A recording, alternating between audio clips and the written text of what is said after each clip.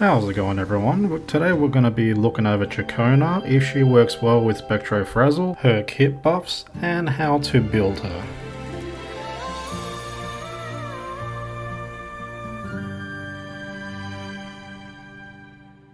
With Ciaccona coming out, there's been lots of talks whether she's going to be working with Spectro.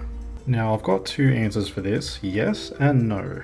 Can she apply Spectro Frazzle? Yes, she can with her Liberation. But if you're going to get her specifically just for her Spectro Frazzle, then you'd just be wasting pulls for nothing. As her kit is mainly centered around Aero, buffing Aero, and Aero Erosion, you would be better off getting another copy of Zani, her weapon, or even pulling Shorekeeper when she gets another rerun, or you can even pull for another Spectro unit in the future. A quick time event during her Liberation will give you the choice to deal either Aero damage to apply Aero Erosion or Spectro Frazzle applied to the enemies. Now keep in mind that once she gets switched off the field, she will only be able to apply Aero Erosion to enemies by default. So the only way to apply Spectro Frazzle to the actual enemies is to button click her manually during her Liberation. This is why I cannot recommend her as a Spectro Frazzle replacement unit. And I would highly recommend instead you saving for a future unit that applies Spectro Frazzle much more better than she does. With Aero Erosion being amplified by 100% for 30 seconds when she uses her outro, and her 4th attack string giving a 24% Aero damage bonus to all nearby resonators in the team, using a jump attack will also get you to stage 4 immediately to apply the Aero buff. If you just so happen to get interrupted while trying to do the 4 attack string, the slips that she summons during her attacks will complete the string for her, making it completely reliable and very safe to keep uptime on her 24% damage Aero increase, while also making her Liberation that does Aero Erosion damage to the enemies, makes it so any character that is based around Aero Erosion will receive the most benefit from Ciaccona, and taking advantage of her beefy kit. As on top of everything else, the last thing we need is her weapon, which gives her 36% crit rate, a 12% attack increase. When applying Aero Erosion to a target or targets, their Aero damage bonus is increased by 20% for 10 seconds, making you do even more damage with other characters. As well as, if you thought that wasn't enough, the opponent's Aero resistance is reduced by 12% for 20 seconds on top of everything else. As for her resonant chain, unless you have enough to pull 2 copies of her, I do not recommend you even pulling for copies, as her first resonant chain just gives her an attack increase, which isn't much of a big deal.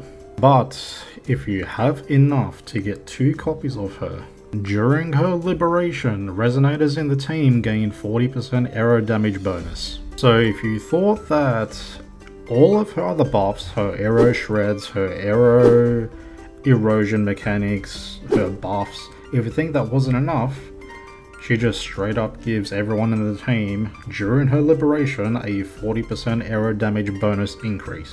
Now for most people this would be the stopping point, and this is where I would highly recommend you stop if you would invest in her. Though if you would have to ask for my personal opinion, I would recommend you only get her and her weapon only for the first time that she's around, and just wait for a rerun to try to get her at least 2 copies. With Cartethyia rumoured to be coming right after her, or a banner or 2 after her, I would honestly recommend you at least get Cartethyia with her weapon instead of trying to pull 2 copies of Ciaccona. She can be used for Jiyan as well if you really wanted to, but she does only really shine with Aero Erosion teams. And with Cartethyia, pretty much I believe her kit is going to be centered around Aero Erosion. They are basically made to be paired with each other.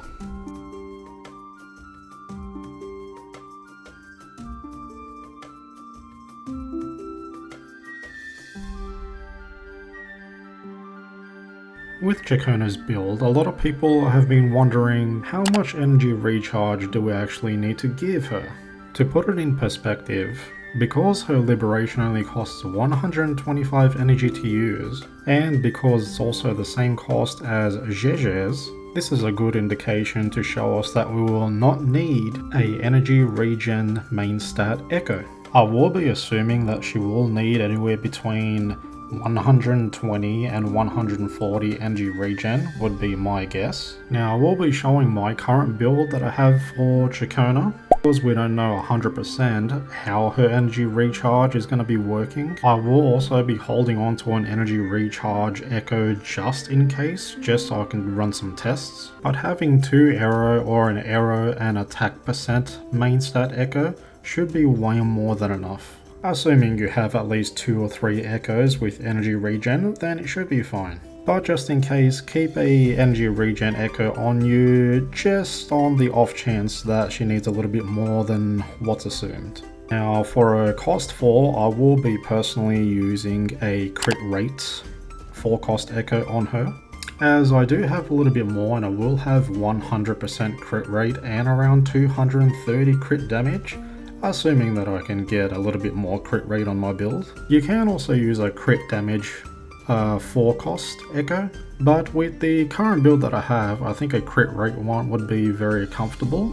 Having the majority of her attacks always be crits is pretty nice, and I think it's going to make it a lot more comfortable for me to use personally. But in the long term, I think what we will be looking at is probably a crit rate or crit damage cost for a more than likely 2 Aero damage cost 3s if possible, and as well as having most of your Echoes in the long term have all Energy Regen. Now we will be looking to have at least 3 Echoes have Energy Regen on them, which shouldn't be too difficult by the time she comes out, but I do highly recommend that you get to at least 130 Energy Regen. There is the off chance that you may also need a Energy Regen cost 3, so if you don't have the Energy Recharge, I don't think her DPS is going to be anything crazy, but I do recommend you at least keep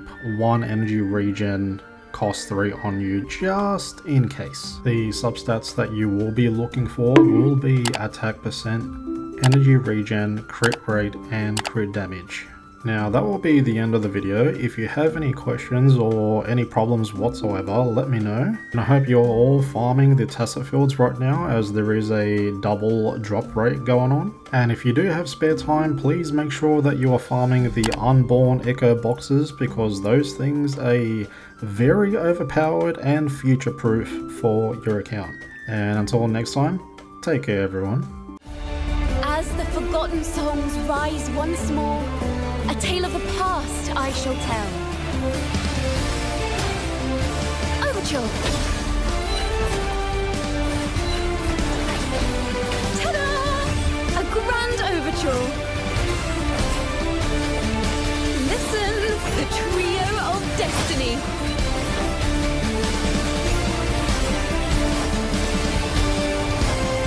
Time to end the story. The tale of all our adventures together.